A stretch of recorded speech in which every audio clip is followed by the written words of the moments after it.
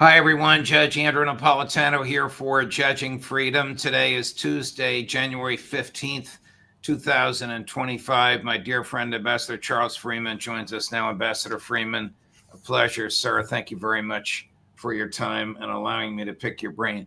Yesterday, President Trump announced an arms relationship with Kyiv, which would funnel arms circuitously from the CIA through European partners and eventually to Kyiv. Do you have a handle on this? Can you make sense of it? And do you understand why the Department of Defense has nothing to do with this? That I don't understand. I think this is smoke and mirrors. It's a magic trick. First of all, we don't have any of the weapons that might continue to enable Kyiv to defend itself as it has. We're out of Patriots, basically. That is why the Defense Department originally paused the deliveries. I don't know that the CIA has Patriots in its possession. Maybe it's able to procure them somehow from third countries. Obviously, selling weapons to the Europeans to retransfer to Ukraine is one way of sort of obscuring the American role, but it's not very effective. I don't think this is going to make any difference at all on the battlefield. And we hear reports that in the conversation between President Trump and President Putin that angered President Trump, President Putin told him that he was going to step up his offensive and take all of the Donbass region, that is all of the 4 oblasts that Russia has formally annexed, but which it controls only one of completely, and take them all in the next 60 days. And so now we have deadlines coming out of President Trump that appear to coincide with that. So some people are suggesting that what he's done is say to President Putin, okay, I understand you got to go after these 4 oblasts. You got 60 days to take them. Of course, the Russians at the aborted negotiations with Ukraine had demanded that Ukraine and others recognize the incorporation of all 4 of these oblasts plus Crimea into the Russian Federation. Now, I guess Mr. Putin's just going to take them by force. Do you think that President Trump really thinks that his bluster to President Putin and now the imposition of this bizarre secondary tariffs will have an effect on the Russian military activities in Ukraine? I can't answer that. It's not clear to me how firm the president's grip on reality is. He continues to say things and do things which are either factually without foundation or totally ineffectual in terms of producing the agreements that he claims he wants to produce with foreigners, so including the Russians. He's never answered the Russian terms for ending this war. He keeps talking about a ceasefire, but he doesn't offer anything in return for it. And now he has threatened Russia with drastic sanctions, but Russia doesn't export anything to the U.S. anymore. So this is a threat that probably is being laughed off in the Kremlin. It's a very strange performance, really. All right, so talk about strange performances. Here he is, the President of the United States, yesterday being asked with respect to weapons. How far are you willing to go, Mr. President? Chris, cut number 15. If Putin escalates further, how far are you willing to go in response? In what? How far are you willing to go if Putin were to escalate, send more bombs in the coming days? Don't ask me a question like that. How far? I want to get the war settled. They're not Americans that are dying in it, and I have a problem, and JD has a problem. It's a stance that he's had for a long time.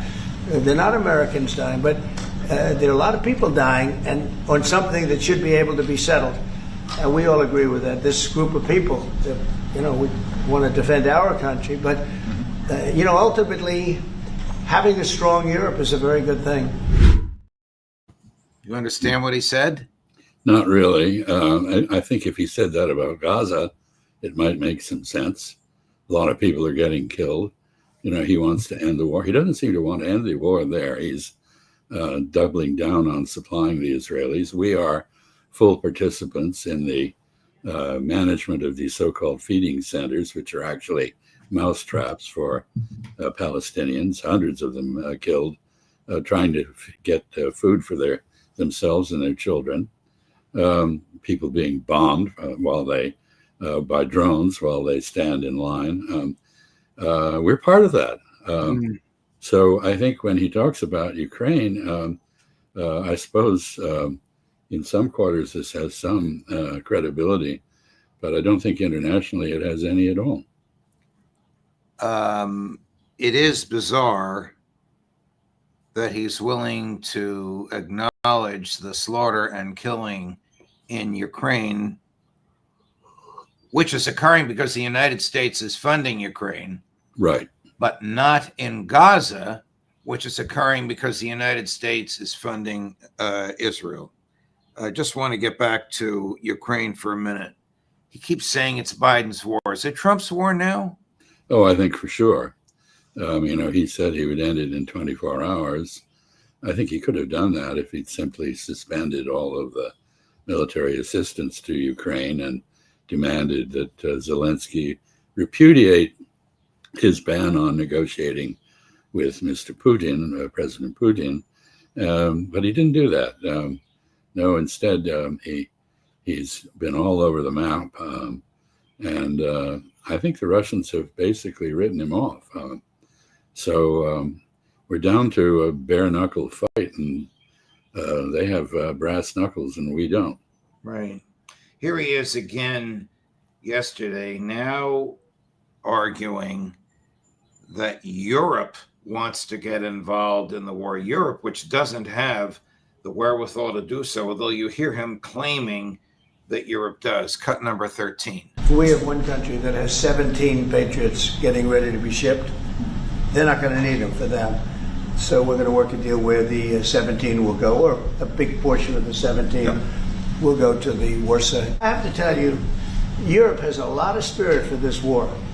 A lot of people, when I first got involved, I really didn't think they did, but they do. The level of esprit de corps, spirit that they have is amazing. They really think it's a very, very important thing to do, or they wouldn't be doing it. Look, they're agreeing to, they're paying for everything. We're not paying anymore. We have an ocean separating us. I said, we have a problem. We make the best stuff, but we can't keep doing this. Again, I said it before, this is not Trump's war.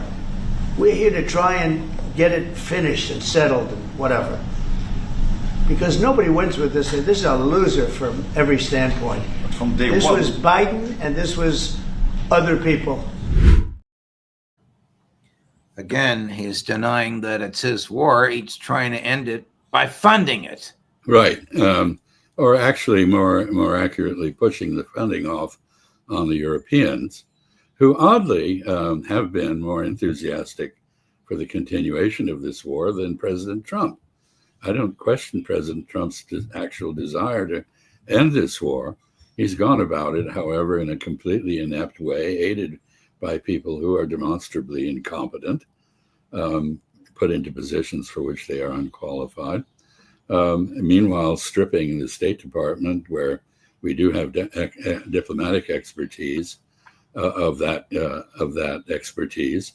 There's not a single Russian expert on the national security staff, as far as I can tell at this point. So we're shadow boxing. We're putting forward negotiating positions that accord with our own propaganda view of the situation rather than the real one. The Europeans, you're right, don't have the wherewithal to carry this. They don't have the production capability. The sad thing is we don't either. So I don't know, when he talks about 17 Patriots, is that 17 missiles? It can't be 17 batteries. How much is 17 missiles going to do for Ukraine? There have been plenty of Patriots in Ukraine, and they haven't managed to stop the onslaught. In fact, that onslaught is greatly intensified in accordance with the reports that President Putin plans now to step up the offensive and take the territories that he's annexed into his possession. Are Senator Graham and his allies, his neocon colleagues, now triumphant in the Trump administration? They're talking that way. I think if they are, they're mistaken. I don't think he's on their wavelength. But Lindsey Graham, Senator Graham, has got this proposal with Senator Blumenthal to put on some kind of a global 500% tariff on anybody who deals with the Russians on oil. This would throttle the global economy almost instantly. Not that we're not doing a good job of trying to strangle it otherwise with the profligate, promiscuous imposition of sanctions on everybody from the Canadians, the Mexicans, the European Union, the Chinese, the Indonesians, Cambodia, India, so forth and so on. What are we doing? I've not heard a clear explanation. What's the strategy? How does this produce a result that serves the interests of the United States rather than kindling inflation, disrupting supply chains so that we have empty shelves in the shops, and not rekindling industrial growth because the uncertainties are such that people are unwilling to invest. Last week, the president was famously asked if he had authorized, the Defense Department to pause the delivery of arms to Ukraine. And he said he hadn't. And then he was asked, well, what does this say for your government? And then he gave a mumbo jumbo nonsensical answer. I know everything that's going on. He addressed this yesterday, in which he now claims that he knew what Secretary Hegseth, notwithstanding what he said last week, what Secretary Hegseth was doing all the time. So see if you can make sense out of this, Ambassador. If you can, you're a very, very smart man. You're already smart, but let's see what you can do. Cut number 14. President, is there any concern about the U.S. stockpiles? There was a pause in delivery of weaponry to Ukraine in order to evaluate, apparently, the U.S. stockpiles. What came out of that? Evaluation. I mean, this was a very big, what we're talking about today is a very, very big day. And what Pete was doing, and me too, I knew what Pete was doing, was evaluation, because we knew this was going to happen. And now we actually announced it. They voted on it. It's all been done. So obviously that has a big impact on, when you say pause, obviously you're not going to be doing things if you don't know what's going to happen here. But we were pretty sure this was going to happen, so we did a little bit of a pause. Who voted on it? Him? Well, that's a real question. Secretary of Defense? That is definitely what's called a cover your ass answer. That is trying to claim that this is, it was an evaluation of our stocks, of course. The evaluation had been done earlier. It concluded that we did not have the necessary stocks for our own defense, let alone that of Ukraine or Israel. And to the extent that we had anything to give, it was Israel was given priority rather than Ukraine. All very logical, all very sensible, and indeed a part of an evaluation process. But to claim now that somehow the pause is over, that somebody voted to do something when in fact nothing has been done except a promise to get Europeans to supply Patriots to and other weapons to Ukraine. And here again, we have to realize Ukraine has had all these weapons in abundance. It's shot them off. It has not stopped the Russian advance. Right. And it will not, even if there were a large number of Patriots to supply, that is not going to do it. Meanwhile, of course, the Germans, who have the Taurus missile, which many had feared they would give to Ukraine to fire deep into Russia. Apparently, the Russians told them if they did that they would take out the factory in Germany that produces these things. They have now definitively said, that is, the defense minister has definitively said that there will be no transfer of the tariffs to Ukraine. So, of course, the Europeans, as President Trump indicated, are very seriously concerned about Ukraine. They should be. It's on their continent. But are they doing anything about it effectively? No. They have no peace plan. They have no negotiating position. They're hardly in contact with the Russians.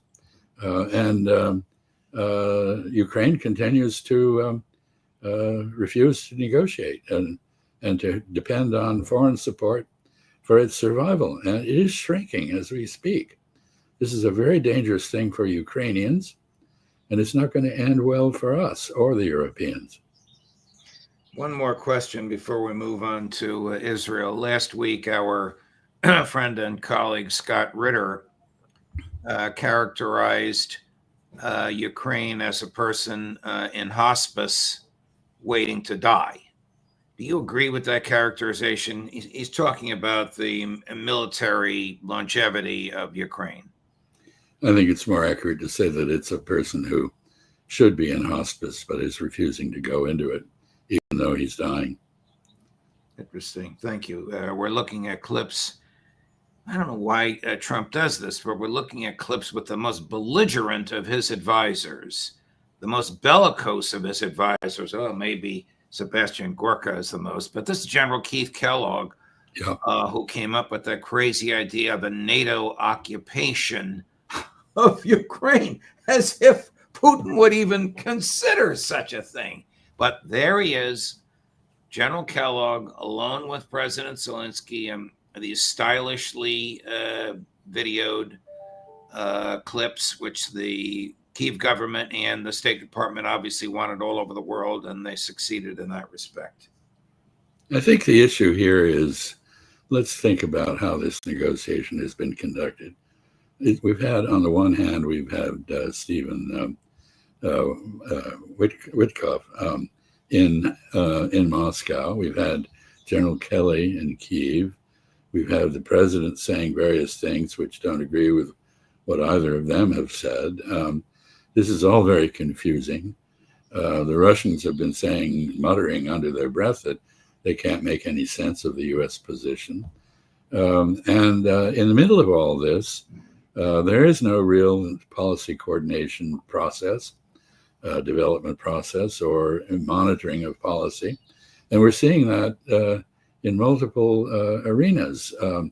So the so-called pause of supplies to Ukraine is a case in point.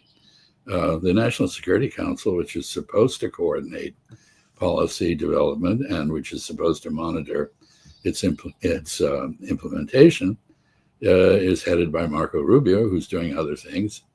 He isn't even in the country. He is the Secretary of State. He's the National Archivist. He's the head of what remains of USAID. And he's the National Security Advisor. It's very hard to argue that he's doing any of those jobs. Yeah. So this is confusion. It is ineffectiveness. And it really raises a question, I'm sorry to say.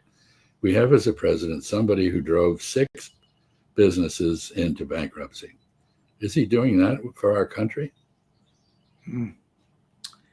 It's a profound statement, but I have to ask on one on which we would normally end the show, so people are thinking about it, but I have to ask you a few more questions about Israel. Did Trump's bombing of Iran, basically bombing a mountain range under which there were tunnels in which there had been nuclear enriched materials and the equipment used to enrich them, did that bombing make the Middle East more stable or more volatile? It may have made it more stable in a strange way, in that the Iranian retaliation against Israel, which of course the effects of which have been almost entirely concealed by Israeli military censorship, but they hit 5 major bases in Israel. They shut down the 2 ports that Israel depends on the Mediterranean. They scared the hell out of a lot of Israelis. There was a huge exodus, both to Sinai and via private aviation to Cyprus. I don't know whether the people are coming back or not. Israel, I think, despite its bravado, was chastened. Iran, too, was chastened, I think, by the American attack on it, not so much by the Israeli attack, which killed maybe 1,000 people. Certainly the opening move in that attack, which was drone-borne local use of drones to assassinate key figures in the government, apparently including an attempt on the Iranian president, Pezeshkian. Certainly that was reminiscent of the decapitation of Hezbollah and was a demonstration of the prowess of the Israeli intelligence services. But in the end, the Israelis claim they got about half of the Iranian missile launchers. People who study this carefully say that no, it was more like 5 or 10%. The Iranians themselves say that the missile forces that they have stored underground in various areas in the country were never even touched. They didn't have to draw on their reserve. So maybe a standoff is better than an active war. And in that sense, there's more stability. I'm going to go ahead. Please continue. My apologies. I thought you had stopped. No, I was just going to say that the effect of the Israeli actions, plus the genocide in Gaza, plus the pogroms and the ethnic cleansing that's going on with the vengeance in the West Bank, has been to convince countries in the region that they need to make common cause with Iran. And so we see a developing Saudi relationship with Iran, which would have been quite unthinkable before all of these Israeli actions brought home to people that it is Israel, not Iran, that is the great threat to stability in the region. Is Mr. Netanyahu chastened? He seems to continue to depend on war to stay in office and out of jail. I'm going to ask you in a minute if peace is possible in the Middle East while Benjamin Netanyahu is in office. But before I do, I want you to watch a clip. Just gets very emotional at the end of it, but it's quite profound, from the actor Mandy Patin that we ran yesterday, and is very much in demand. And I think you'll agree with the essence of what he's saying. Cut number 1. And I ask Jews all over the world to consider what this man, Benjamin Netanyahu, and his right-wing government is doing to the Jewish people all over the world. They are endangering not only the state of Israel, which I care deeply about and want to exist, but they are endangering the Jewish population all over the world. He is the most dangerous thing, not just since October 7th. It has been a deeply troubled situation for the Jewish people to allow this to happen to children and civilians of all ages in Gaza, for whatever reason, is unconscionable and unthinkable. And I ask you Jews everywhere all over the world to spend some time alone and think, is this acceptable and sustainable?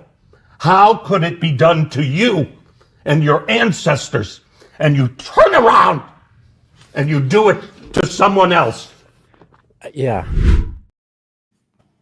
Very powerful, very emotional, very passionate, and justifiably so. It is really almost impossible to understand how any Jew anywhere could support genocide, could support the building of concentration camps, could support what is called transfer, meaning making Palestine free of Palestinians, when all of this was done to Jews in Europe. And by the way, it wasn't done to Jews in the Middle East or West Asia. They flocked to Israel only after the establishment of Israel had so angered Arab populations, Muslim populations, with the notable exception of Iran, where there's still a thriving Jewish community.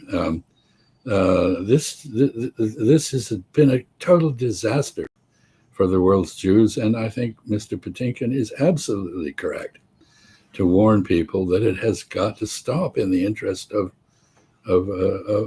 Jews, well, of course, in the interest of humanity as well. If Netanyahu leaves office by whatever means, will this stop, or will he just be replaced by a different person but with the same programs?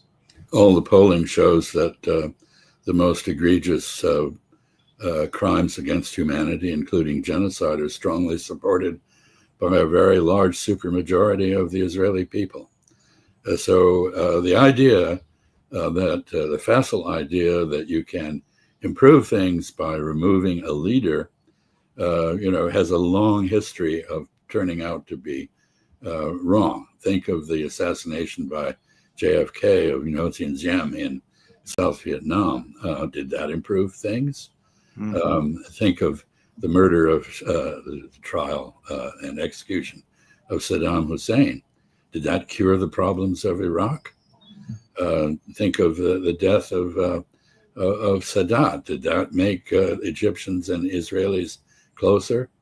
If Netanyahu goes, the danger is that one of the fascist zealots he's brought into the government will succeed him.